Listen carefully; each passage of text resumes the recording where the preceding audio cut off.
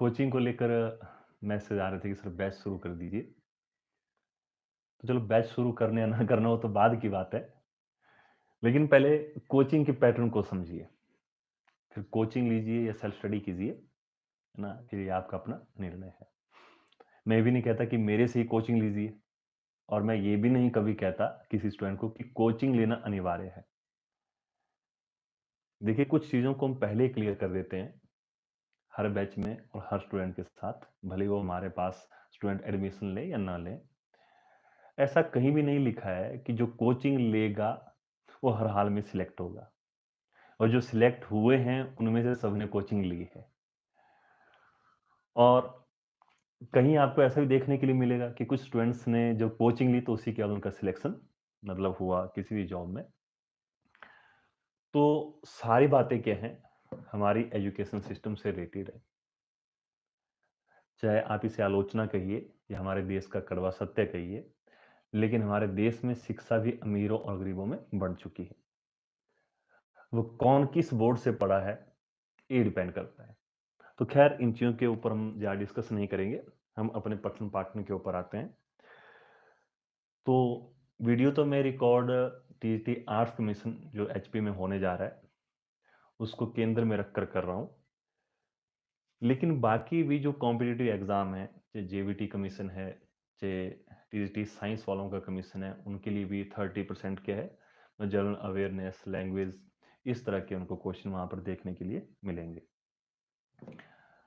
अब ऐसा तो नहीं है कि स्टूडेंट्स तैयारी ही नहीं कर रहे हैं या कई बार ऐसा भी हमें मतलब मैसेज मिलता है स्टूडेंट्स की तरफ से कि सर बुक्स बता दीजिए कौन-कौन सी पढ़नी है।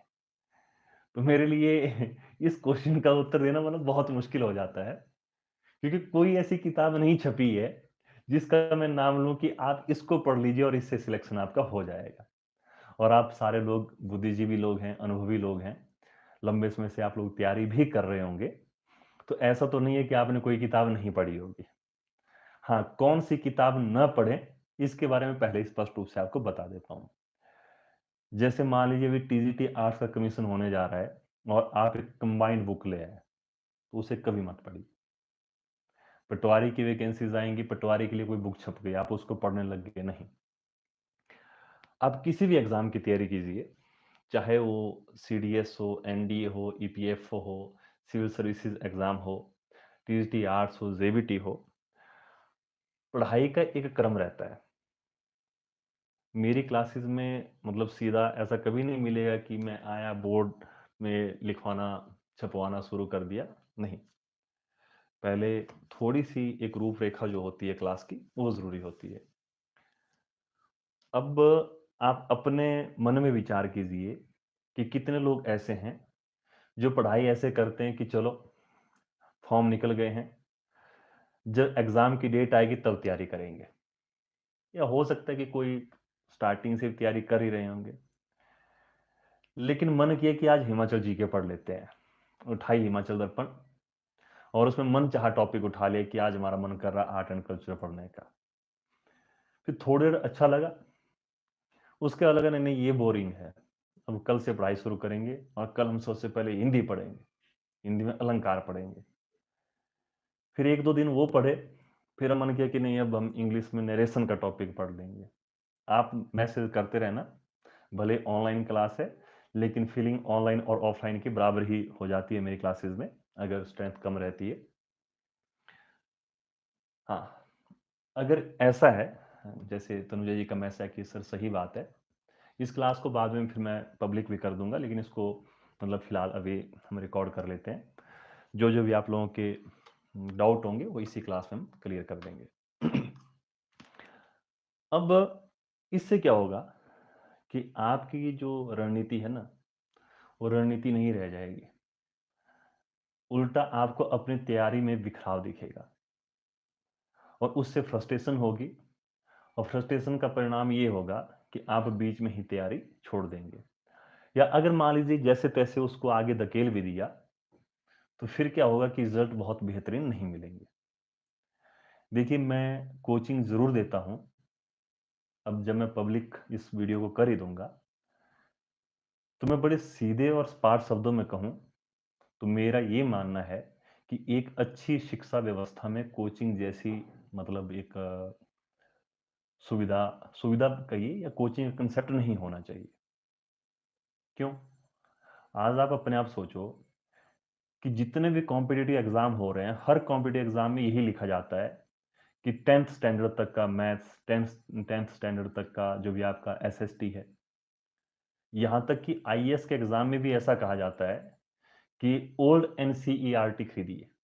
मतलब ओल्ड एनसीईआरटी मैं अपनी बात बताऊँ तो मैं 2006 में 10th पास की है और मज़े की बात है कि वो ओल्ड एनसीईआरटी आज आपको मिलती नहीं है और उस समय हम आप में से बहुतों ने आप तो चलो बहुत छोटे हैं मेरे से, लेकिन हमारे जो भी रहे हैं उस समय के क्लासमेट, हमने तो किसी को ज़रूरत है उसको दे दी, किसी ने कबाड़ में दे दी।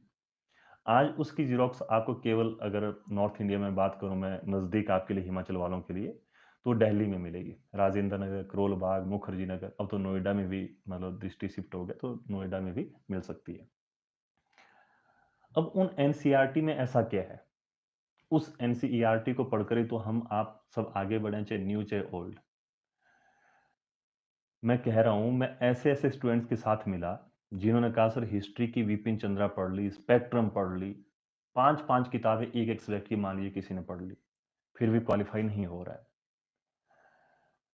तो इसका कारण ये है कि मात्र किताब पढ़ लेने से ही एग्ज़ाम अगर क्लियर होने लग जाते, तो फिर हमारे लिए ये चिंता का विषय होता कि ये जो दृष्टि या जितने भी विज़न आईएएस हैं, मतलब तमाम आईएएस कोचिंग संस्थान या असिस्टेंट कमांडेंट को लेकर, तो दिल्ली तो हब बन चुका है।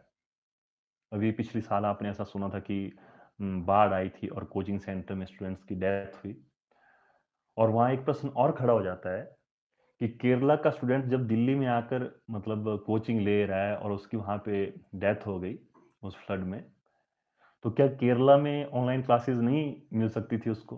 ये तो पूरे इंडिया में मिल सकती है। इंडिया में क्या आप कनाडा में बैठो, ऑस्ट्रेलिया में बैठो, आप वहाँ भी कर सकते हैं। लेकिन ऑफलाइन और ऑनलाइन कोचिंग क्लासेस में अंतर होता है। इसके बारे में मैं ज़्यादा चर्चा नहीं करूँगा। हाँ, मेरा ये मामला है कि मैं बड़े लिमिटेड स्टूडेंट्स को कोचिंग ऑनलाइन प्रोवाइड करवाता हूँ और उसमें मैं ही पढ़ाऊँगा, तो डिफरेंस कुछ भी नज़र नहीं आएगा। कई बार तो ऐसा होता है कि ऑफलाइन में जो पढ़ा रहा हूँ, वही लाइव क्लास ऑनलाइन में भी चल रही होती है। अब यहाँ पर कुछ ऐसे भी आपको मिलेंगे मतलब अ, सोशल मीडिया के ऊपर वीडियो वायरल होते हुए कि रातों रात आईएएस कैसे बने। अब टीजीटी आर्ट्स की भर्ती आ गई है तो कि बस ये पढ़ लो, उसके बाद कुछ पढ़ने की आवश्यकता नहीं है।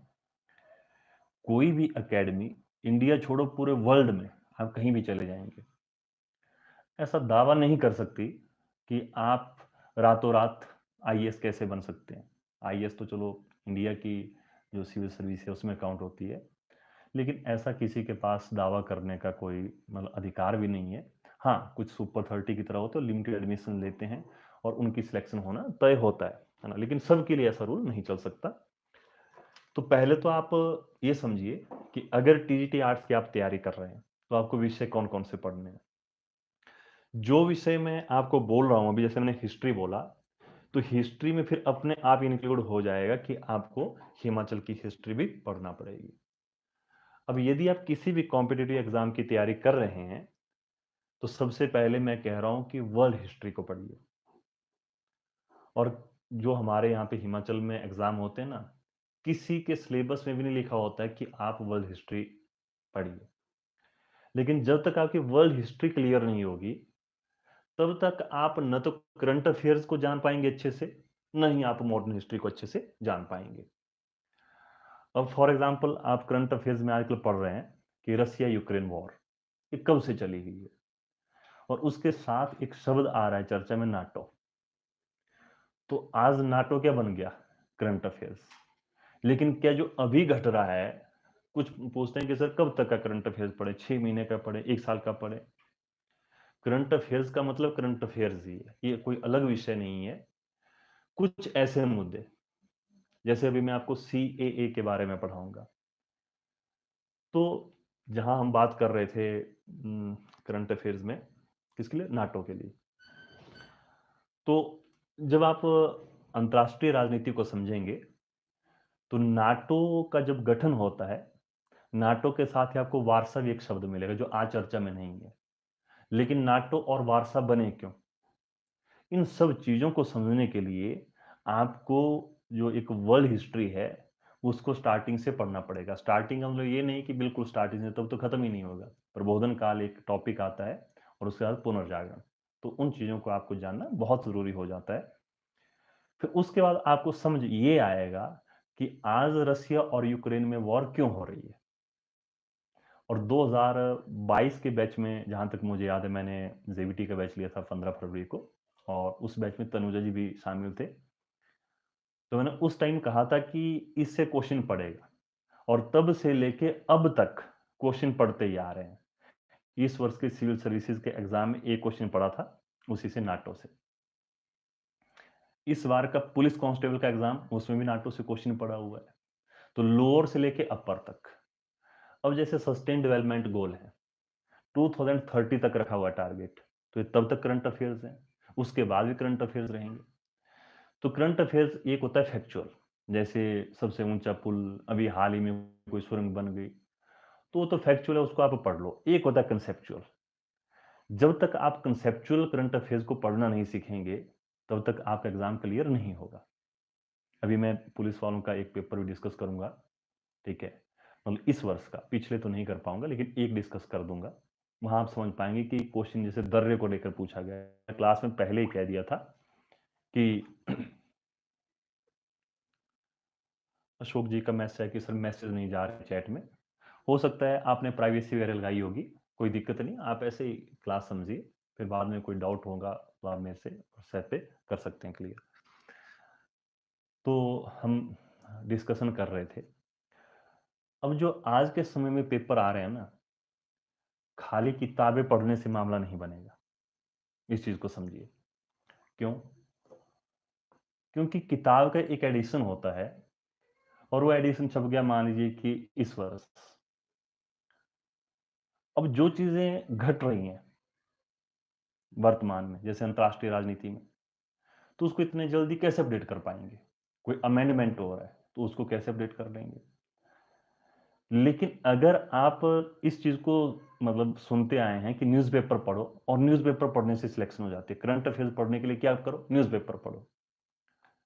अब जरा विचार करना, जो जो मेरी वीडियो देख रहे होंगे या बाद में देखेंगे, कि कितना समय आप न्यूज़पेपर पढ़ने के लिए लगाते हैं।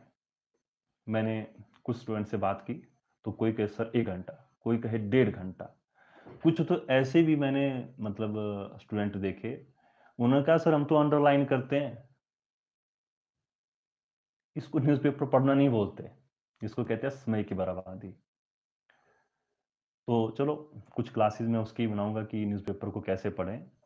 मेरा तो ये मानना है, चाहे आप हिंदी न्यूज़पेपर पढ़ें चाहे इंग्लिश न्यूज़पेपर पढ़ें, केवल और केवल 10 से 15 मिनट में आपका न्यूज़पेपर खत्म हो जाना चाहिए। ठीक है जी। अब आगे तैयारी की बात, मैंने कहा कि सबसे पहले वर्ल्ड हिस्ट्री पढ़िए, मॉडर्न हिस्ट्री पढ़िए, उसका एंशियंट, उसका मेडिवल, और उसके बाद आर्ट एंड कल्चर। ये आपकी हिस्ट्री खत्म हुई। जब आपकी हिस्ट्री की समझ विकसित हो जाएगी, तो उसके बाद चाहे आप इंडियन इकोनॉमी पढ़िए, चाहे आप इंडियन पॉलिटी एंड कॉन्स्टिट्यूशन पढ़िए। क्योंकि इंडियन पॉलिटी एंड कॉन्स्टिट्यूशन में जब आप अमेंडमेंट्स के ऊपर जाएंगे, तो उस फर्स्ट अमेंडमेंट को समझने के लिए आपको मॉडर्न हिस्ट्री की आवश्यकता पड़ेगी। और इंडियन इकोनॉमी और इंडियन पॉलिटी एंड कॉन्स्टिट्यूशन दोनों साथ साथ चलते हैं। अगर आपको इंडियन इकोनॉमी की अच्छी समझ होगी, तो आप इंडियन पॉलिटी एंड कॉन्स्टिट्यूशन को अच्छे से समझ पाएंगे, और इसका उल्टा भी आप रख लीजिए। फिर जब आपके दोनों विषय हो गए, फिर आप थोड़ा सा साइंस एंड टेक्नोलॉजी को जरूर पढ़िए। इस टॉपिक को ऐसे मत जाने दीजिए, भले किसी सिलेबस में नहीं लिखा गया है। जैसे अभी आजकल ज्यादा चर्चा में रहा S-400 या चंद्रयान, सैटेलाइट, ये सारी चीजें आपको सुनने के लिए मिलेंगी। PSLV, GSLV, तो इसको सब किस में डाल देते हैं? करंट अफेयर्स में। करंट अफेयर्स कोई अलग टॉपिक नहीं है, हिस्ट्री से भी करंट अफेयर्स का आपको टॉपिक मिल जाएगा, इंडियन पॉलिटी एंड कॉन्स्टिट्यूशन से भी करंट अफेयर्स का टॉपिक बन जाएगा। तो कुल मिला के आपके पहले जो विषय हैं सारे, उनको सुन लीजिए। जब आपने साइंस टेक्नोलॉजी को भी बढ़िया से पढ़ लिया, इतना ज़रूर याद रखना, साइंस एंड टेक्नोलॉजी पढ़ने के लिए आपको थोड़ी बहुत समझ केमिस्ट्री की होनी चाहिए, थोड़ी समझ फिज़िक्स की और थोड़ी-सी समझ आपको बायोलॉजी की भी होनी चाहिए। मतलब उसमें पीएचडी नहीं करने के लिए कोई कहता है आपको, कोई भी ऐसा संस्था कि उसके बाद लेकिन जो भी आपका बेसिक रहता है 10th स्टैंडर्ड का, फिर मैं कह रहा हूँ कि 10th स्टैंडर्ड।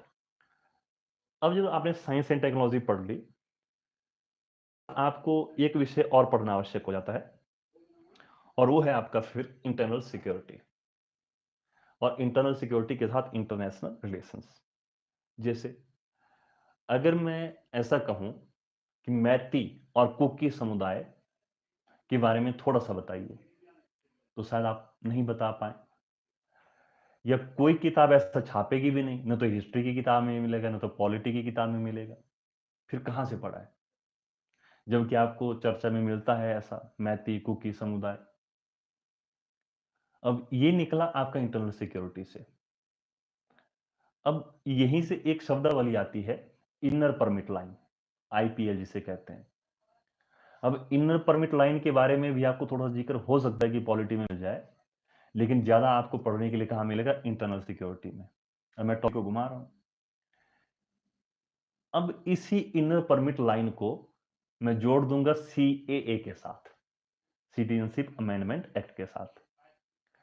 और सीएए करंट अफेयर्स ज़रूर है, लेकिन इसको तोड़ के पढ़िए, सिटीज़नशिप अमेंडमेंट एक्ट। तो पहले तो कोई सिटीज़नशिप को लेके एक्ट बना होगा। अब ये आपके सामने एक प्रश्न आ गया कि नागरिकता अधिनियम कब पारित हुआ? दे दी 4 ऑप्शंस। आप पढ़ रहे हैं किताबें और क्वेश्चन पूछने वाले ने करंट अफेयर्स में सीएए जो रहा 2020 से चर्चा में, उसको लेके प्रश्न ये पूछ लिया बिल्कुल सीधे सपाट शब्दों में कि बताओ कि नागरिकता अधिनियम पारित कब हुआ? अब फैक्चुअल तो है क्योंकि सन 1954 में हुआ, 52 में हुआ, 55 में हुआ, नन ऑफ दिस। अब वहाँ स्टूडेंट चिंतन लग जाते हैं करने और फिर गूगल पे डालेंगे, वहाँ तो सीधा आ जाएगा कब पारित हुआ। फिर कहेंगे पेपर का लेवल ईज़ी ही था। गूगल में तो सब कुछ है, लेकिन गूगल से आपने छाँटना क्या है? अब करंट अफेयर को स्टैटिक के साथ कैसे जोड़ना है, ये मैं आपको बता रहा हूँ। ये तो स्टैटिक है। अब उस नागरिकता अधिनियम में कुछ खामियाँ रही, जिन खामियों को दूर करने के लिए किसी ने उसमें संशोधन किया। संशोधन किसने किया अब? हम कहते हैं कि सरकार ने किया। लेकिन सिटीजनशिप को लेकर अगर एक्ट बन रहा है, तो उस एक्ट को रेगुलेट करने की या उसमें संशोधन करने की शक्ति किसमें निहित है? Option A Lok Sabha, option B Rajya Sabha, option C राष्ट्रपति, ऑप्शन डी संसद। अब फिर चिंतन करेंगे। तो मैंने क्या कहा कि किताबें पढ़ते-पढ़ते नींद लग सकती है। हालाँकि मेरा तो ये मानना है कि किताबों से ही सब कुछ आपको मिलेगा। लेकिन कितनी किताबें पढ़ोगे? मैं जैसे पढ़ा रहा हूँ वैसे किताबों में मैं नहीं छाप पाऊँगा। किताबें बोल नहीं सकती है। किताबें स्पेसिफिक नहीं होती हैं। वो बन गई जनरल। अब जैसे पढ़ना है वो पढ़ लीजिए। अब जिस व्यक्ति ने आईआईटी की हुई है, आईआईटी वाला व्यक्ति एनसीईआरटी को जिस तरह से पढ़ेगा और एक मतलब हम जैसा व्यक्ति वो उस एनसीईआरटी को पढ़ेगा तो दोनों में अंतर होगा। ये प्रैक्टिकली मैं कह रहा हूँ, ठीक है? दिल्ली का कोई आईआईटीएन था, मैं उसके साथ बैठा, तो मैं बहुत अनुभवी मतलब आधार पे इन सारी चीज़ों को आपके सामने रख रहा हूँ। अब आपको ये समझा रहा हूँ कि क्वेश्चन बीच में आ गए, तो करंट अफेयर्स को किसके साथ जोड़ दिया? स्टैटिक के साथ। अब अगला प्रश्न क्या आ गया कि संविधान के किस भाग में नागरिकता का वर्णन है? भाग 1, भाग 2, भाग 3, भाग 4। फिर अगला प्रश्न क्या आ गया कि संविधान के किस अनुच्छेद से किस अनुच्छेद तक नागरिकता का वर्णन है? अब मैं ईमानदारी से आपसे पूछ रहा हूँ, जो कमेंट कर पाएँगे वो कर लेना, जो रह जाएँगे वो फिर बाद में व्हाट्सएप कर लेना मेरे को। स्टूडेंट्स कहते हैं सर आर्टिकल पढ़ें कैसे? बहुत बोरिंग लगते हैं। पढ़ने लगते हैं, भूल जाते हैं, नींद लग जाती है। अमेंडमेंट को लेके मैं कहता हूँ कि पढ़िए जरूर, अमेंडमेंट भूल जाते हैं। अगर आप ऐसे बुक लेकर पढ़ेंगे ना कि फर्स्ट अमेंडमेंट, सेकंड अमेंडमेंट, कभी याद नहीं रहेगा। लेकिन जब आप उसको एक क्रम में पढ़ेंगे, इंडियन पॉलिटी एंड कॉन्स्टिट्यूशन को, तो आपको अपने आप समझ आता रहेगा कि ये अमेंडमेंट हुआ तो हुआ, लेकिन हुआ क्यों? अब अगला प्रश्न, जब सिटीजनशिप अमेंडमेंट एक्ट लागू हो गया, तो इससे किस आर्टिकल का उल्लंघन हो रहा है? Article 14, article 15, article 16, article 17। अब इससे आपको यह समझ आ रहा है कि ऐसे प्रश्नों को गूगल में ढूंढोगे तो कहां मिलेंगे वो। अब मैं बहुत स्टूडेंट से पूछता हूं कि बताइए आर्टिकल 14 क्या होता है, वो किताब से पकड़ते हैं, सर विधि के समक्ष समानता। आर्टिकल 14 के दो हिस्से हैं, एक हिस्सा ब्रिटेन से लिया गया है और एक हिस्सा यूएसए से लिया गया है। अब सीएए को लागू करने के क्रम में आलोचकों का कहना यह है कि आर्टिकल 14 का क्या हो रहा है, उल्लंघन हो रहा है। अब कैसे हो रहा है उसको समझेंगे। अच्छा ये बताइए, इंटरेस्ट भी बन रहा है कि खाली मैं ही तो नहीं बोल रहा हूं? क्योंकि इस क्लास को पब्लिक करेंगे बाद में, तो फिर ऐसा नहीं हो कि सब ऐसे ही बोर हो रहे होंगे कि पता नहीं क्या चला हुआ है यहां पर। कुछ इंटरेस्ट बन पा रहा है।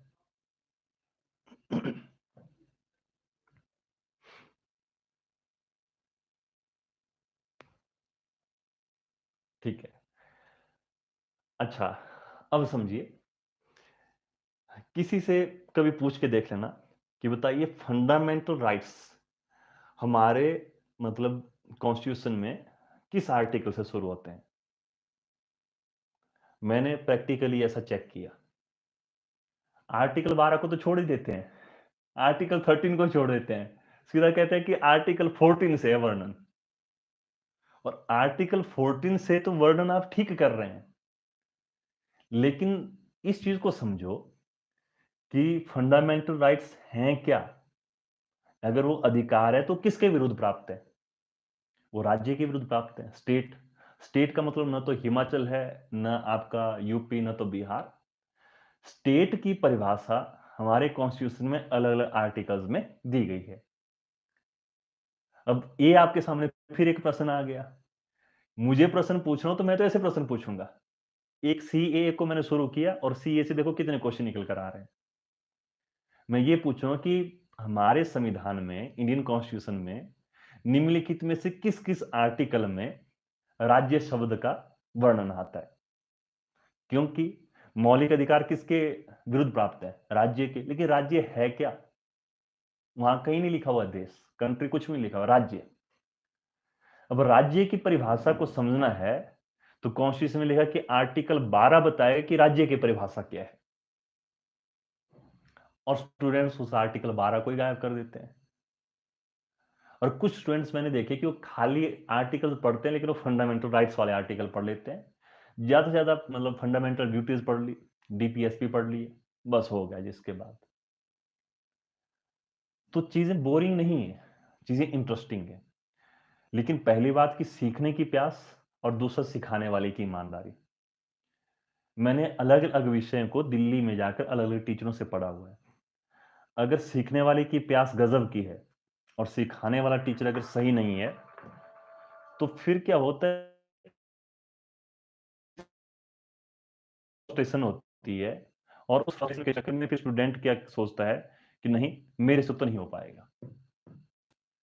तो कोई भी विषय पढ़िए, उस विषय में जब आपकी सही से समझ बनेगी, तो उसके बाद फिर आपको पता चलेगा कि नहीं, विषय तो सारे पढ़ने के लिए जरूरी हैं। हमारे यहाँ क्या होता है, मैंने बहुत स्टूडेंट से ऐसा सुना, किसी को जियोग्राफी, मैथ्स और इंग्लिश के बाद किसको देखी, किसके बारे में, केवल और केवल हिस्ट्री रटने का विषय है।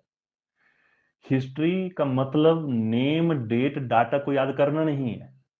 अगर मैं सीएए को लग जाऊं पढ़ाने, तो सीएए से पहले क्या आया था? एनआरसी। और एनआरसी क्यों आया? एनआरसी का जो कारण रहा वो रहा असम अकॉर्ड। असम अकॉर्ड के बारे में थोड़ा पढ़ लीजिएगा, मतलब इसको नोट कर लेना। अब जो कांग्रेस के मतलब ब्रेकिंग हो रही है वीडियो में, तो सीए का आधार ही क्या बना? असम अकॉर्ड। और असम अकॉर्ड किसके समय में हुआ? कांग्रेस के समय में। और असम अकॉर्ड का कारण क्या बना? जो पाकिस्तान के भीतर एक भाषाई विवाद से युद्ध शुरू हुआ और उसकी वजह से फिर बाद में क्या था, पाकिस्तान 2 हिस्सों में बँट गया। पूर्वी पाकिस्तान और पाकिस्तान फिर क्या था, अलग हो गए। तो जो पूर्वी पाकिस्तान तो बांग्लादेश के रूप में और पश्चिमी पाकिस्तान जो आज पाकिस्तान के रूप में।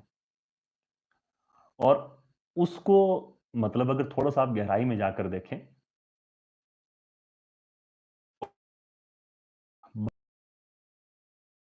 सॉरी, हाँ, बांग्लादेश से अवैध रूप से लोग यहाँ पर अपनी जान बचाने के लिए आ रहे थे। तो हमारे देश ने इस मुद्दे को उठाया यूएनओ के समक्ष, लेकिन यूएनओ ने इसके बारे में कोई कार्रवाई नहीं की। तो फिर हमने कहा कि हम भी सॉवरेन कंट्री हैं और हम खुद एक्शन लेना जानते हैं। हमारी कोई मंशा नहीं थी कि हम पाकिस्तान के 2 टुकड़े करेंगे। लेकिन अपनी संप्रभुता, एकता, अखंडता के चक्कर में पाकिस्तान के 2 टुकड़े हो गए और पाकिस्तान आज उस जिद को लिए हुए है। क्योंकि उस पूरे टॉपिक को समझाऊँगा ना तो 1.5 घंटा लग जाएगा। तो हम उसके बारे में ज़्यादा चर्चा नहीं करेंगे। मैं खाली आप लोगों का इंटरेस्ट बना रहा हूँ और आप लोग सेल्फ इवैल्यूएशन से बताएँगे कि अगर आप मेरी पढ़ाई हुई चीज़ों को, मेरे मुख से जो चीज़ें निकल रही हैं, आप उनको समझ पा रहे हैं, लिंक कर पा रहे हैं, तो आपको कहीं कोचिंग लेने की आवश्यकता नहीं है। क्योंकि मैं बहुत उछल-उछल के पढ़ाता हूँ।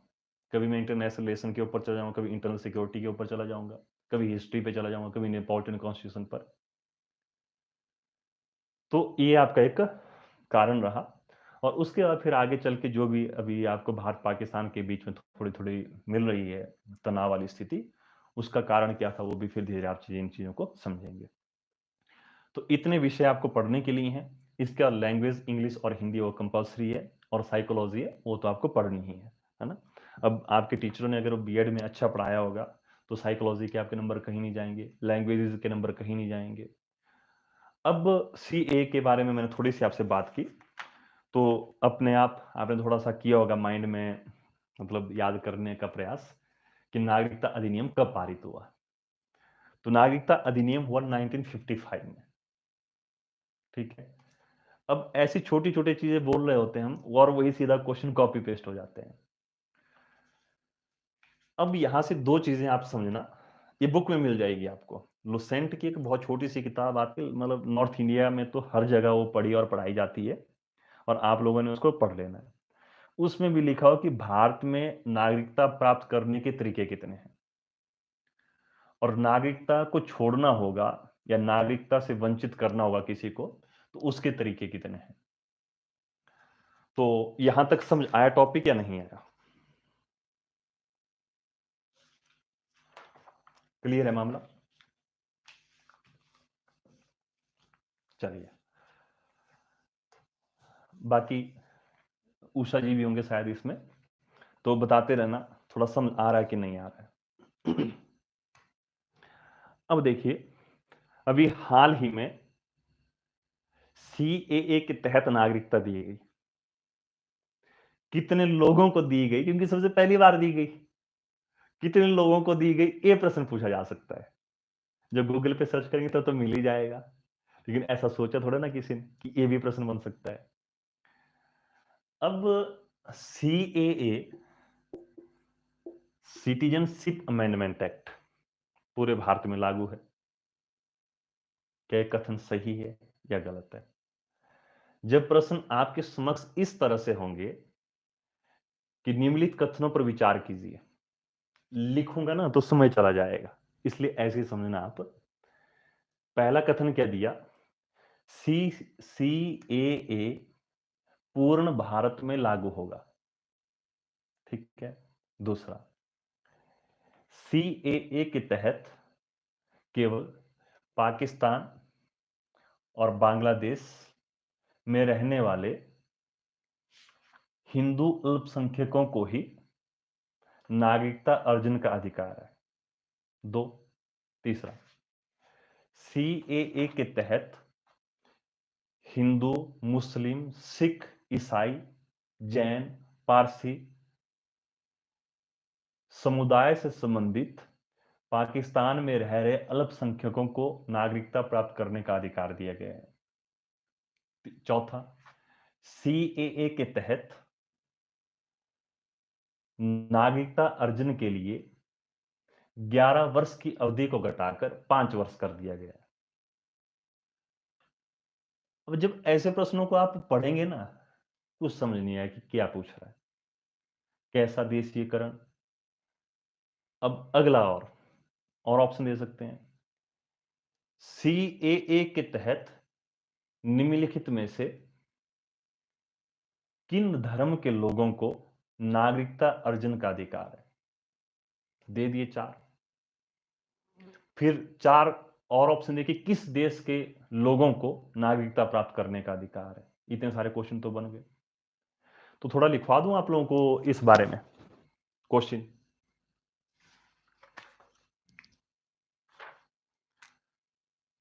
थोड़ा सा लिखवा दूं, चलो लिखवाता हूं। अब देखिए, 6th शेड्यूल, शेड्यूल में अनुसूचियां। हमारे संविधान में अनुसूचियां कितनी हैं ये तो आपको पता है। अब ये भी क्वेश्चन है कि सीएए के तहत जो 6th शेड्यूल में सम्मिलित राज्य हैं उनको इससे बाहर रखा गया। इसके साथ एक और आपको जिक्र मिलेगा, जिन जिन राज्यों में इनर परमिट लाइन आईपीएल। अब हो सकता है कि आप में से किसी ने आईपीएल, वो क्रिकेट वाला नहीं, इंडियन परमिट लाइन वाला शब्द ही पहली बार सुना हो कि इनर परमिट लाइन क्या होती है। तो देखो एक क्वेश्चन और क्या निकल गया, भारत के किन राज्यों में इनर परमिट लाइन लागू है? अब पढ़ाई का स्तर ऐसा रखोगे ना तो दुनिया की कोई ताकत नहीं आएगी आपको बाहर करने के लिए। आपका ठीक है, टीईटी आर्ट्स में नहीं होगा, जेवीटी में हो जाएगा, जेवीटी में नहीं होगा, सीजीएल में हो जाएगा, सीजीएल में नहीं होगा, ईपीएफओ में हो जाएगा, ईपीएफओ में नहीं होगा तो आईएएस में हो जाएगा। आप कह रहे हैं कि सर ऊपर की तरफ लेके जा रहे हैं, नीचे क्यों ला रहे हैं कि आईएएस में नहीं हो? क्यों? क्योंकि हमारे यहाँ स्टडी क्या करते हैं, नीचे से शुरू करते हैं कि चलो पहले छोटी कर लेते हैं, फिर बाद में बड़ी वाली देखते हैं। इसलिए मैं कह रहा हूं, जैसे जैसे आपके अंदर पढ़ाई के प्रति रुचि पैदा होती रहेगी, वैसे वैसे आप गहनता की ओर रुख करेंगे और धीरे धीरे आपका अध्ययन उस लेवल का हो जाएगा जिस लेवल की यूपीएससी डिमांड करता है। तो समझ पा रहे हैं? चलिए, तो इतने सारे क्वेश्चन मैंने आपको दे दिए। अब यही कारण है कि जब मेरे से कोई किताब के बारे में पूछता है ना, तो मैं किताब का नाम नहीं बता पाता। अभी मैं आपके सामने इसको ऐसे ही बता रहा हूँ यूट्यूब के ऊपर। तो ये मेरे हैंड रिटन नोट्स हैं, मतलब रजिस्टर तो अलग रहते हैं, ये तो मेरे करंट अफेयर से रिलेटेड रहते हैं। अब मैं इनसे पढ़ा रहा हूँ।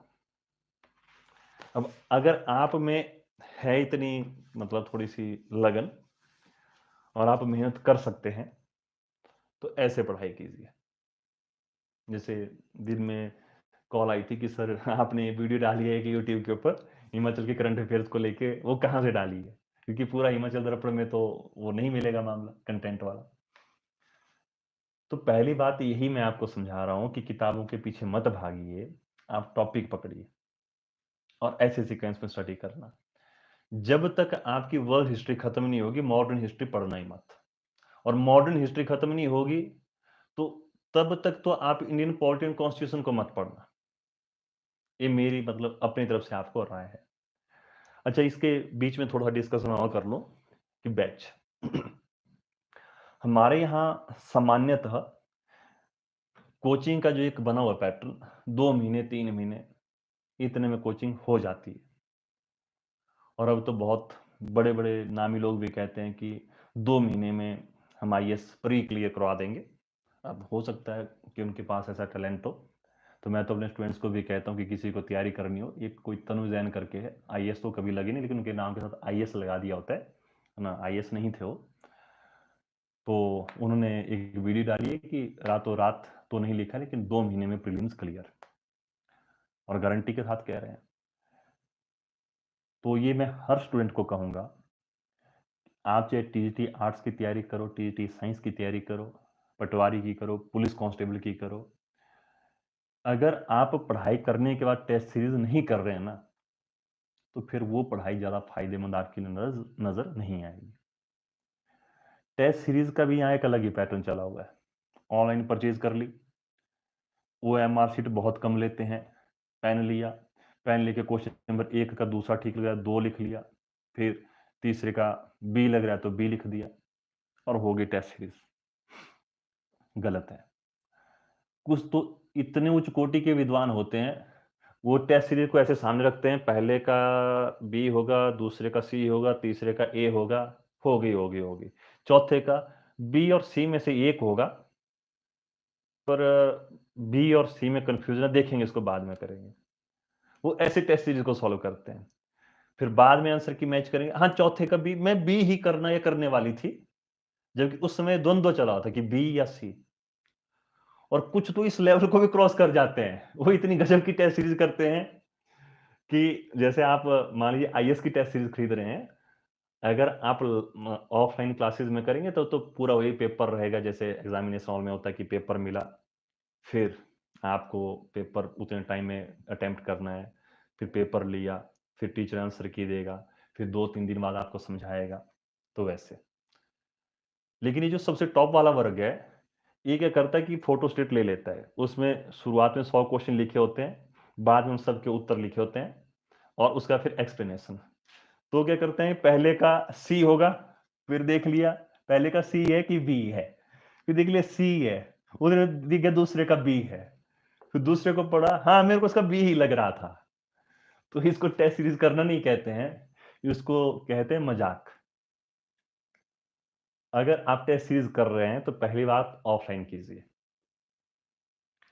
दूसरी बात, अगर आप ऑनलाइन कर भी रहे हैं तो ओएमआर शीट रखिए, टाइमर रखिए और उसी टाइम के अंदर उसको अटेम्प्ट कीजिए। वैसे ही अपने आप चेक कीजिए, नेगेटिव मार्किंग है तो उसके साथ चलिए। फिर उसके बाद अगला क्रम ये है, खाली उत्तर जान लेना टेस्ट सीरीज नहीं होता है, उत्तरों की एक्सप्लेनेशन जानना वो सबसे अंतिम चरण है। और टीजीटी आर्ट्स या टीजीटी साइंस वालों को मैं ये कह रहा हूं कि आप कम से कम ज्यादा नहीं है तो 20 से 25 टेस्ट सीरीज जरूर करना। मतलब 1 महीना टेस्ट सीरीज में और 1 महीना ही उसकी एक्सप्लेनेशन देने में, ज्यादा भी लग सकता है, तो लगभग 3 महीने हो जाएंगे। तो 3 महीने तो इसी में चले गए। अब टीजीटी साइंस वालों और टीजीटी आर्ट्स वालों में क्या अंतर है? साइंस में ऑर्गेनिक केमिस्ट्री जैसी केमिस्ट्री ऐसी रहेगी, उसमें क्या बदलाव होगा? बॉयज लॉ है, बॉयज लॉ ही रहेगा, ठीक है। बायोलॉजी में अगर आप हार्ट के बारे में पढ़ रहे हैं तो भी थोड़ा ना बदल जाएगा। चिंता है आर्ट्स वालों की, और उसका कारण क्या है? 1991 के बाद की स्थिति, और एक केवल भारत की नहीं, ये अंतरराष्ट्रीय स्तर पर। ये वो दौर है जहां से एलपीजी की संकल्पना उभरती है, not liquid petroleum gas, liberalisation, privatisation और ग्लोबलाइजेशन। और यहां से एक यूनिपोलर, अब शब्द समझना, यूनिपोलैरिटी। अभी बीच बीच में आपको थोड़ा सा सुनने के लिए मिल रहा है कि अब फिर से बहुध्रुवीयता की तरफ विश्व बढ़ रहा है। पहले क्या थी? बाइपोलर, फिर क्या होगी? यूनिपोलर। अब ये क्वेश्चन आपके लिए क्यों इंपॉर्टेंट है? जब सेकेंड वर्ल्ड वॉर हुआ तो सेकेंड वर्ल्ड वॉर के बाद पूरे वर्ल्ड का एक गुट बन गया, वो बन गया पूंजीवादी देशों का, और उसका नेता बन गया यूएसए। और उसी यूएसए ने नाटो की स्थापना की, नॉर्दर्न अटलांटिक ट्रीटी ऑर्गेनाइजेशन।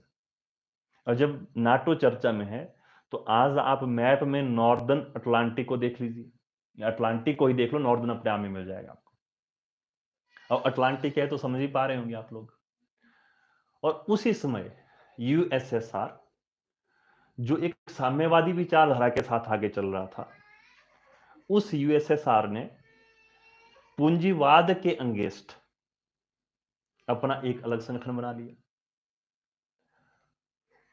और उसी को आप लेके चलेंगे वार्सा पैक्ट के साथ।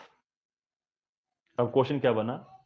नाटो के बारे में नहीं पूछा मैंने, वार्सा के बारे में पूछ लिया। वारसा स्थान है, शहर है, राजधानी है, क्या है? और है तो कहाँ है? अब वहां क्या हुआ कि जो भारत की तरह, भारत क्या है? एक गुलाम राष्ट्र, उसको उपनिवेश कहते हैं, कॉलोनियल कहते हैं। तो ब्रिटेन ने विश्व के बहुत सारे देशों को ऐसे गुलाम बना के रखा था, उपनिवेश जिन्हें कहते हैं। अब यहां फिर एक प्रश्न आपके सामने है। अंग्रेज ब्रिटेन से आए थे, अंग्रेज इंग्लैंड से आए थे? ये ऐसे चिंतन करना है, ऐसे नहीं आगे बढ़ना है। हमारे बचपन में अंग्रेज इंग्लैंड से आए थे, अंग्रेज ब्रिटेन से आए थे। इंग्लैंड और ब्रिटेन क्या एक है? बिल्कुल नहीं। अब आप अपने आप इसके ऊपर थोड़ा सा चिंतन किया कीजिए। तो जो ऐसे गरीब पिछड़े देश थे, उनको ऐसे कहूं तीसरी दुनिया के देश कहा गया, और उनमें भारत भी था। कहा कि जो पूंजीवादी देश थे, उनका नेता अमेरिका, कि हमारे साथ मिल लो। तो यूएसएसआर कह रहा है कि साम्यवादी हैं, आप हमारे साथ मिल लो। भारत को लगा कि पहले ही 2 विश्व युद्ध देख चुके, और इसे मजे की बात और सुनिए, विश्व युद्ध जो हुए उसके कारण जब जानेंगे ना, तो वहां पर भारत जैसे राष्ट्रों का कोई लेन देन है ही नहीं। लेकिन फिर भी जबरदस्ती भारत जैसे देशों को धकेल दिया गया, और विश्व युद्ध हो रहे हैं कहीं और, अकाल पड़ रहे हैं भारत में, जान माल की हानि हो रही है भारत में। ये सारी चीजें समझेंगे आप जब आप इतिहास को पढ़ेंगे। तो कांग्रेस, बीजेपी, ये सारी विचारधाराएं अपनी हैं, लेकिन उस समय नेहरू जी ने बहुत समझदारी दिखाई, और उन्होंने कहा कि देखो, हम न तो साम्यवाद के साथ चलेंगे, न तो पूंजीवादी विचारधारा के साथ। हम गुट निरपेक्ष रहेंगे। पूरी दुनिया के सामने एक ऐसा विचार रखा भारत ने, और बाकी देश भी जो तीसरी दुनिया के थे, वो भी भारत के साथ हो लिए। क्योंकि उन सबको क्या चिंता थी कि फिर से 2 गुट बनेंगे, फिर से विश्व युद्ध होगा, और विश्व युद्ध का जो ज्यादा खर्च है ना, वो किसके ऊपर थोपा जाता था? गुलाम राष्ट्रों पर। सेना यहां से जाएगी, मरेंगे यहां से, जो भी राशन सामग्री है वो यहां से जाएगी, अकाल पड़ेंगे यहां पर, लोग मरेंगे यहां पर, मानव जनित अकाल पड़े, प्राकृतिक नहीं। अब ये कौन सी दुनिया बन गई? ये बन गई बाइपोलैरिटी। पोलैरिटी मीन्स पोलर, ध्रुव। जब आप ग्लोब ढंग से देखेंगे तो नॉर्थ पोल और साउथ पोल। अब क्या होता है कि 1991 में यूएसएसआर का डिसइंटीग्रेशन हो जाता है, विघटन हो जाता है।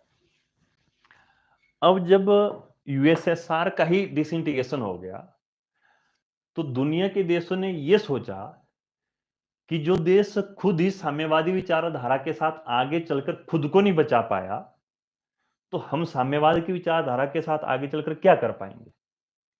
और 1991 में यूएसएसआर का विघटन हो गया। ये कहानी सुना रहा था एक बार क्लास में, और मेरी एक स्टूडेंट थी, वो पुलिस कांस्टेबल की तैयारी कर रही थी। उनका ग्राउंड नहीं निकला, हालांकि मैंने उनसे पूछा भी था कि ग्राउंड की तैयारी बढ़िया? बोले सर बिल्कुल बढ़िया। तो सर टेट नहीं निकला है, टीजीटी आर्ट्स का। ऐसे डिस्कशन कर रहा था, 7-8 क्वेश्चन तो ऐसे ही पड़ गए। बोले सर यही पूछा था कि यूएसएसआर का डिसइंटीग्रेशन कब हुआ, क्यों रेलिवेंट है, 1991 की चीज आज क्यों पूछी जा रही है? इसका कारण आप समझ पा रहे होंगे। अब डिसइंटीग्रेट हुआ तो उस यूएसएसआर से कितने देश निकले? ये अगला क्वेश्चन है। 15 है। अब वो 15 देश कौन कौन से हैं, उनकी राजधानियां, मुद्राएं, ये याद रखना पड़ेगा। और उन्हीं से एक देश निकला, वो था यूक्रेन। और उन्हीं से एक रसिया। रसिया आज भी साम्यवाद की विचारधारा के साथ चलता है। साम्यवाद और समाजवाद में फिर अंतर है। अब यहां देखो कितना मजेदार प्रश्न। नाटो में शामिल होने के लिए कह रहे हैं यूक्रेन को, रसिया क्यों विरोध कर रहा है? तो पहला कारण तो है कि रसिया ये चाह रहा है कि यूक्रेन नाटो की सदस्यता तो न ले। तो क्या क्वेश्चन बन गया, निम्नलिखित में से कौन कौन से देश नाटो में शामिल है? अभी पिछली क्लास रिकॉर्ड किया लगभग 2 महीने पहले मैंने, और अभी हुआ प्री उसके बाद। आईएएस के प्री में एक क्वेश्चन पूछा कि उससे कि निम्नलिखित में से कौन सा देश नाटो में शामिल नहीं है? तो पहले हैं कितने? लेटेस्ट कौन शामिल हुआ? यूक्रेन है कि नहीं है? मैं कह रहा हूं कि यूक्रेन नहीं है। अब रसिया क्यों चाह रहा है इसको? क्यों नाटो की सदस्यता ना ले? इसका कारण ये है कि वहां पे आपको ब्लैक सी, काला सागर देखने को मिलेगा और भी बहुत सारी चीजें आप आईआर में समझेंगे। अमेरिका पूरी दुनिया में एक ऐसा देश है जो अपनी मनमानी करता है, जो किसी भी नियम को मानने के लिए तैयार नहीं है, और बिग ब्रदर सिंड्रोम की भावना से चल रहा है। और वो पूरी दुनिया में जो संसाधन है उनको लूटने की एक रणनीति बना रहा है। जितने भी आपको मिलेंगे ना ऐसे डाले हुए सारे लड़ाई झगड़े, वो आज के समय में यूएसए की ही आपको देन मिलेगी। इस चीज को अलग से समझेंगे कभी। और सीधे शब्दों में कहूं तो अमेरिका को हर 5 या 7 साल में एक युद्ध चाहिए, फिर वहां पे ठीक ठाक जान माल का नुकसान होगा। फिर पूरे वर्ल्ड में चलेगा एक अभियान कि देखो वहां इतनी क्षति हुई, हमारा सब राष्ट्रों का दायित्व बनता है कि हम कुछ डोनेट करें और वहां पे फिर से इंफ्रास्ट्रक्चर और वहां की जनता के लिए कुछ करें। कर देते हैं सब। और वहां जो काम करेगा, जितनी भी कंपनीज होंगी वो होंगी अमेरिकन, और वो फ्री में नहीं करेंगी, वो पैसा लेगी। अमेरिका ऐसी तो चाल चलता है, चाहे अफगानिस्तान तालिबान वाला जो मामला आपने देखा, भारत पाकिस्तान के बीच में, अभी ईरान और इजराइल वाला मामला आपको दिख रहा है, देखने के लिए मिल रहा है। रसिया यूक्रेन में भी कौन घुसा हुआ है? अमेरिका। क्यों? अमेरिका चाह रहा है कि यूक्रेन अगर नाटो की सदस्यता ले लेता तो फिर नाटो के अपने प्रावधान है कि नाटो के किसी एक देश पर हमला कर लिया तो मान लेंगे कि फिर वो नाटो पर हमला और फिर पूरे देश मिलकर उसके ऊपर हमला कर लेंगे, जो फिर दूसरा विरोधी राष्ट्र होगा। और ऐसा करने से फिर रसिया को क्या मतलब नुकसान है? रसिया को अपना भी तो संसाधन बचाने हैं। ये बहुत गहरी रणनीति होती है, ऐसे मत इसको लाइटली लीजिए। तो कितने देश निकले? 15। अब जब यूएसएसआर का विघटन हो गया और पूरे वर्ल्ड में आपको उदारीकरण देखने के लिए मिल रहा है, तो फिर साम्यवाद रह कहां गया? वैसे भी साम्यवाद और समाजवाद में अंतर है। साम्यवाद एक आदर्श कल्पना है, ठीक है, ये कभी आ भी नहीं सकती। लेकिन समाजवाद, अब हमारी अर्थव्यवस्था कैसी है? क्या समाजवादी है? नहीं। क्या पूंजीवादी है? नहीं। हमारी अर्थव्यवस्था मिश्रित है। फिर आज कैसी है? आज भी मिश्रित है। अगर दोनों ही मिश्रित अर्थव्यवस्थाएं हैं तो फिर इतना अंतर क्यों देखने के लिए मिल रहा है? इसका कारण ये है, जब हम आजाद हुए तो हमारी अर्थव्यवस्था का झुकाव समाजवाद की ओर ज्यादा था और पूंजीवाद की ओर कम। इसलिए आपको 1991 के दौर में कोई बहुत बड़ी इंडस्ट्री हमारे देश में देखने के लिए नहीं मिलेगी। यहां तक कि एक स्कूटर बुक करवाने के लिए भी मतलब कोई बड़ी हस्ती होती थी जो सोच सकती थी, और 1 साल बाद कहीं स्कूटर आता था। आज आप अभी चले जाओ, ठीक है, मतलब अभी तो एजेंसी बंद रहेगी, लेकिन मतलब मान लीजिए सवेरे गए आप 10 बजे, तो 10 बजे ऐसी संभावना है कि वो मिलेगी। कुछ चीजें हो सकती हैं अपवाद के रूप में कहीं पर कि बुकिंग वगैरह करना पड़ेगी, लेकिन वैसा नहीं है जैसे पहले था। तो ये किसका प्रभाव है? ये पूंजीवाद का है। तो 1991 के बाद हमारी अर्थव्यवस्था समाजवाद की ओर कम और पूंजीवाद की ओर ज्यादा रुख रखती है। तो यहां से क्या संकल्पना आई 1991 से? यूनिपोलैरिटी। अब यहां पर अगर मान लीजिए रसिया यूक्रेन के ऊपर हमला कर देता है, न्यूक्लियर पावर रखता है रसिया, रसिया के बहुत बड़े उपकार हैं हमारे ऊपर। जब आईआर पढ़ेंगे तो आप समझेंगे इन चीजों को। पूरे वर्ल्ड में परमाणु बम या न्यूक्लियर पावर का जो मालिक बना, सबसे पहले अमेरिका बना, और हिरोशिमा और नागासाकी पे उसने हमले भी किए परमाणु बम के। और यूएसआर चिंतित। बताइए। अब थोड़ा सा वर्ल्ड वॉर पढ़ेंगे तब समझेंगे कि इन्होंने परमाणु बम बना लिया और हमें बताया भी नहीं। उसी होड़ में बना लिया रसिया ने, उसमें तो यूएसएसआर था। अब यूएसएसआर विघटन हो गया, तो अब किसके पास? रूस के पास। अगर कहीं ना कहीं आज आपको साम्यवाद की विचारधारा दिखती है तो चाइना में है, लेकिन चाइना का भी कभी इतिहास पढ़िए। अब अगर या तो इजराइल या फिर रसिया या भारत, ऐसे देश कहीं ऐसा कर लेते हैं कि परमाणु हमला कर लिया, तो हम मान लेंगे कि अब यूनिपोलैरिटी से मल्टीपोलैरिटी की तरफ दुनिया जा रही है। और फिर समझना, मल्टीपोलैरिटी के पॉजिटिव भी हैं और नेगेटिव्स भी हैं। अब अगर आप मान लीजिए एचएस का मेंस लिख रहे होते, आईएएस का मेंस लिख रहे होते, तो कैसे क्वेश्चन आता? वर्तमान अंतरराष्ट्रीय राजनीति को देखते हुए इस कथन पर आलोचनात्मक टिप्पणी कीजिए कि वर्तमान दुनिया एक ध्रुवीयता से बहुत ध्रुवीयता की ओर कदम रख रही है। अब लिखो क्या लिखना है। अब आप खुद सोचो कि ये सारे विषय कहां से निकले हैं? आर्ट्स से। अगर आप टीजीटी बने और 6 से 10th तक आपने बच्चों को इस तरह से पढ़ाया, तो मैं कह रहा हूं कि मोक्ष की प्राप्ति होगी आपको। सबसे सही तो यही है। उन बच्चों को कभी कोचिंग लेने की आवश्यकता ही नहीं पड़ेगी। लेकिन ऐसा पढ़ाता कौन है? हमारे यहाँ क्या पढ़ाते हैं? वास्को डी गामा ने भारतीय खोज की 1498 में। तो फिर समुद्रगुप्त कौन था? फिर सिकंदर कौन था? वो तो ईस्वी में कह रहे हैं, ईसा पूर्व जो पूरा बीत गया और उसके आज भी प्रमाण मिलते हैं, अशोक के स्तंभ लेख हैं। फिर वो कौन थे? तो अशोक, चंद्रगुप्त, ऐसे बहुत सारे शासक हुए। सही क्या है इसका कंसेप्ट? वास्को डी गामा ने भारत की खोज नहीं की, भारत के लिए समुद्री रास्ते की खोज की। लेकिन कहां से? अगर आप मॉडर्न हिस्ट्री को पढ़ेंगे तो यहां से शुरुआत होगी। और पहले ही क्वेश्चन क्या है? भारत आने वाले सबसे प्रथम यूरोपीय कौन थे? तो सबसे पहले पुर्तगाली आए, फिर डच आए, ऐसे आगे आपको फिर एक क्रम मिलेगा। लेकिन आए क्यों, इस चीज को भी जानिए। तो मैंने पूरी कोशिश की कि आप लोगों के माइंड में थोड़ा सा प्यास जगा पाऊं कि पढ़ाई कैसे करनी है। अब पता नहीं मुझे कि मैं सक्षम हो पाया या नहीं हो पाया। तो नागरिकता संशोधन अधिनियम आप लिख ही रहे थे, जब तक डाटा खत्म नहीं हो जाता है ना, क्योंकि मैं जिस एरिया से बिलोंग करता हूँ और फाइबर यहाँ पर है नहीं, तो 4G से ही काम चलता है। इसलिए फिर मैं ज़्यादा स्टूडेंट्स को इसमें परमिशन भी नहीं दी।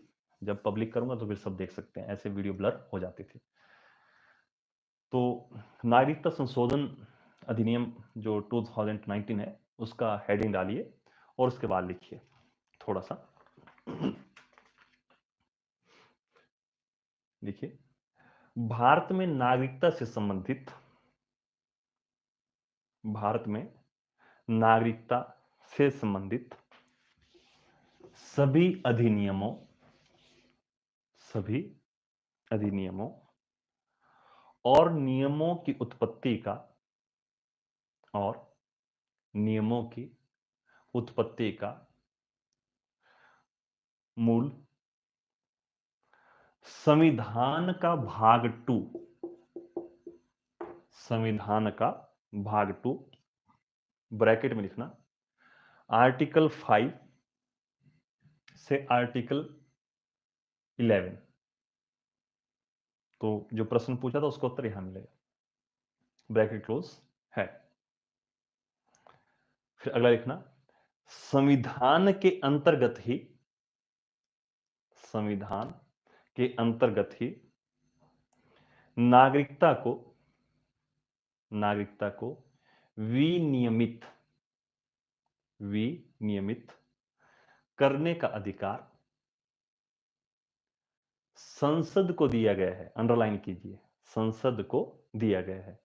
और देखो क्वेश्चन क्या दी थी मैंने, लोकसभा, राज्यसभा, राष्ट्रपति, और डी लिख लिया संसद। संसद न लिखना हो तो लिख लिया लोकसभा, राज्यसभा, राष्ट्रपति, और डी ऑप्शन लिख ली उपरोक्त सभी, क्योंकि संसद किसको मिला के बनती है? लोकसभा, राज्यसभा और राष्ट्रपति। ठीक है। विनियमित करने का अधिकार संसद को दिया गया है, जिसे प्रयोग करते हुए जिसे प्रयोग करते हुए संसद द्वारा संसद द्वारा नागरिकता अधिनियम नागरिकता अधिनियम 1955 अंडरलाइन कीजिएगा 1955 बनाया गया था बनाया यह अधिनियम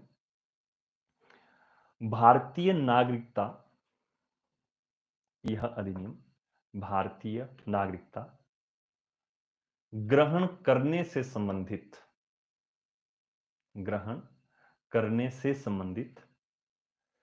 सभी प्रावधानों का विस्तार से वर्णन करता है विस्तार से वर्णन करता है किसी फुल स्टॉप किसी व्यक्ति के भारतीय नागरिक बनने के 5 मुख्य आधार हैं 5 मुख्य आधार हैं तो अब 5 मुख्य आधार कौन कौन है वो आपको इजीली बुक्स में मिल जाते हैं कोई भी किताब होगी आपकी छोटी से छोटी उसमें भी आपको लिखा हुआ मिलेगा फिर लिखना नागरिकता संशोधन अधिनियम पर पढ़ के आना मैं अब एक क्लास और लगाऊंगा आप मैसेज कर देना मेरे को व्हाट्सएप पर अगर इंटरेस्ट बनेगा तो फिर हम एक क्लास और लगा लेंगे है ना और प्रॉमिस किया तो जरूर लगाऊंगा बस ये है कि कल तो नहीं लगाऊंगा और बीच में फिर मैं आपको 2 दिन पहले मैसेज कर दूंगा कि मैं क्लास लगाने वाला हूं अगर संभव हो पाएगा तो फिर मंडे को ही लगा दूंगा है ना तो नागरिकता संशोधन अधिनियम 2019 के तहत नागरिकता अधिनियम 1955 में संशोधन करके निम्नलिखित परिवर्तन किए गए तो अभी 1 घंटे में तो सब कुछ नहीं निपटेगा और ऐसे छोट पढ़ाने का फिर मुझे मजा भी नहीं आता है तो पहले आप लोगों की फीडबैक का वेट कर लेता हूँ अभी डिनर का टाइम हो गया अभी घर से क्लास लगा रहा हूँ परिवार वाले भी इंतजार कर रहे हैं तो उसके बाद फिर इस क्लास को आगे बढ़ाया जाएगा है ना तो तब तक के लिए मुझे इजाज़त दीजिए सेल्फ स्टडी कीजिए और जो मैंने रिवीजन के लिए कहा वो रिवीजन कीजिए फिर अगली क्लास में मिलिए बाकी आपके कोई और भी फ्रेंड्स होंगे तो उनको भी आप इस वीडियो को शेयर कर देना है ना फिलहाल इसको अपलोड होने में थोड़ा समय लगेगा यहाँ से तो उसका वेट कर लीजिए तो शुक्रिया जय श्री कृष्णा जय श्री राधे शुभ रात्रि